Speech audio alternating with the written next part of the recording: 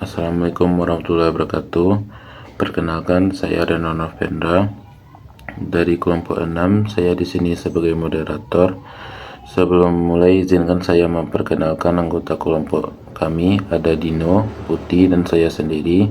Untuk mengawali pembahasan, kita akan mendalami dahulu apa sensor LDR dan bagaimana susunan rangkaiannya. Materi ini akan disampaikan oleh Dino. Silakan kepada Dino. Assalamualaikum warahmatullahi wabarakatuh. Perkenalkan, nama saya Dino Hidayatul Qudsi dengan NIM 25065029. Baik, di sini saya akan membawakan beberapa materi. Yang pertama, pengertian sensor cahaya. Sensor cahaya adalah perangkat elektronik yang digunakan untuk mengubah besaran cahaya menjadi besaran listrik. Prinsip kerjanya mendeteksi intensitas cahaya, mengubah energi foton menjadi sinyal listrik berdasarkan efek fotolistrik. Pentingnya otomasi penerangan, meningkatkan efisiensi energi, kenyamanan, dan mengurangi biaya operasional dengan peraturan cahaya cerdas. Tujuan studi kasus ini menganalisis implementasi sensor cahaya dalam sistem otomasi penerangan untuk mengoptimalkan penggunaan energi.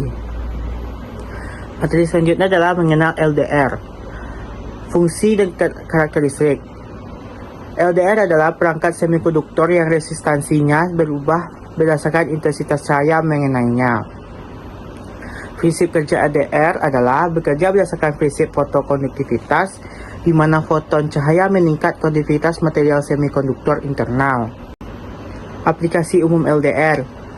Pertama, sistem pencahayaan otomatis, sensor cahaya pada perangkat, lampu jalan otomatis, pengukur intensitas cahaya. Keunggulannya adalah harga lebih relatif murah, desain sederhana dan mudah digunakan. Keterbatasannya, respon non-linear, waktu respon lambat. Komponen yang ada pada rangkaian sensor cahaya otomatis adalah LDR. Sensor utama yang mendeteksi intensitas cahaya ambient, resistasinya berubah sesuai cahaya yang diterima. 2. Transistor NPN BC547 berfungsi sebagai saklar elektronik yang mengontrol aliran arus berdasarkan sinyal dari LDR. Resistor digunakan pembatas arus 10 ohm dan pembagi tegangan 330 ohm untuk mengatur sensitivitas rangkaian. LED berfungsi sebagai konduktor output, menyala saat kondisi cahaya gelap dan sesuai pengaturan. Baterai 9 volt menyediakan daya listrik yang diperlukan untuk operasional seluruh rangkaian sensor cahaya. PCB dan kabel jumper, media fisik untuk menghubungkan dan menata komponen. Kabel jumper mempermudah prototyping. Baik, segitu saja materi yang dapat saya sampaikan. Baik, setelah Dino menjelaskan tentang pendahuluan LDR, komponen, dan diagram, terima kasih kepada Dino atas penjelasannya. Hari ini akan dipaparkan oleh Uti. Silakan kepada Uti. Assalamualaikum warahmatullahi wabarakatuh. Perkenalkan, nama saya Eka Putri Ramadhani dengan NIM 25065031. Saya ingin melanjutkan presentasi dari Dino yang tadi. Oke. Diagram rangkaian dan cara kerja. Nah, pada analisis diagram rangkaian ini ada yang namanya LDR, transistor, dan resistor LED. LDR berfungsi sebagai sensor utama resistansi yang berubah sesuai intensitas cahaya. Transistor yaitu saklar elektronik dengan nomor BC547. Nah, resistor dan LED yaitu komponen untuk mendukung dan indikator visualnya. Jalur sinyal dan aliran arus. Perubahan cahaya pada LDR memicu perubahan resistansinya. Perubahan resistansi LDR mempengaruhi arus basis transistor.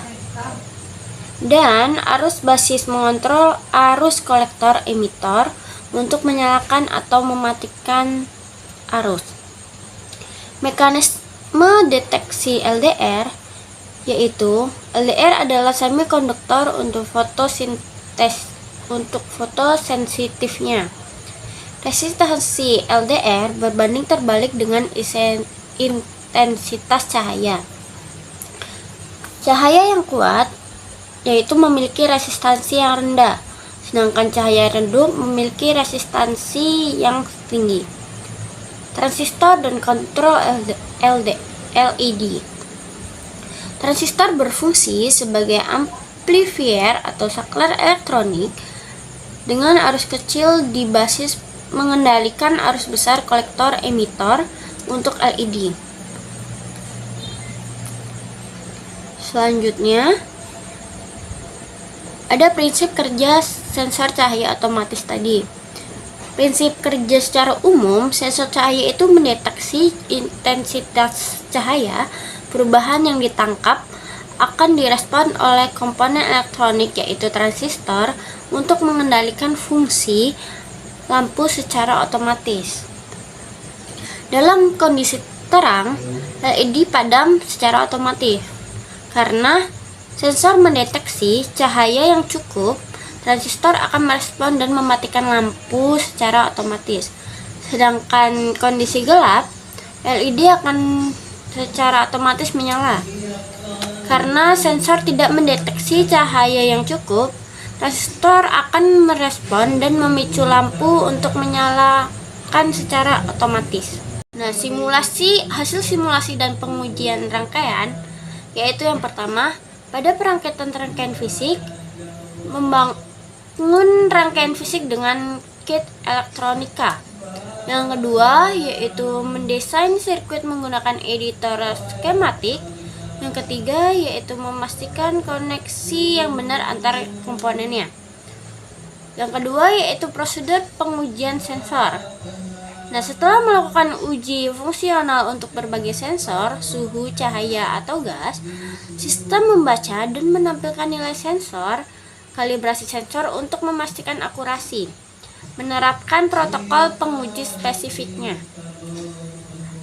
Dan yang ketiga yaitu hasil dan observasinya. Sensor menunjukkan nilai yang akurat, identifikasi zat berhasil, simulasi memvalidasi desainnya. Yaitu manfaat simulasi rangkaian tadi, eksperimentasi virtual tanpa risiko fisik, identifikasi dan perbaikan kesalahan desain dini, visualisasi hubungan tegangan arus dan hambatannya. Itu saja presentasi yang bisa saya sampaikan.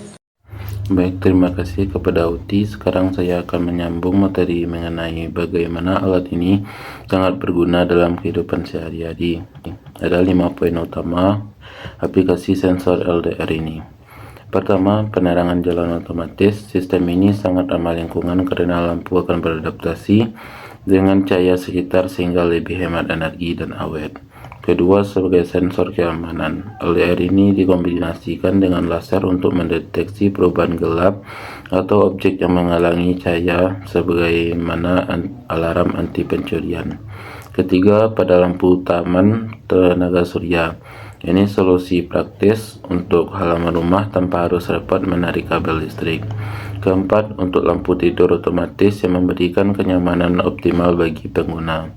Kelima, sebagai sistem penghemat energi di gedung atau rumah pintar untuk meningkatkan efisiensi secara keseluruhan.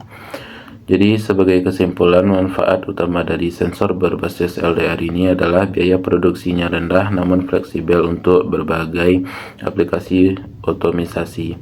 Selain itu, alat ini berkontribusi pada efisiensi energi serta meningkatkan kenyamanan dan keamanan pengguna.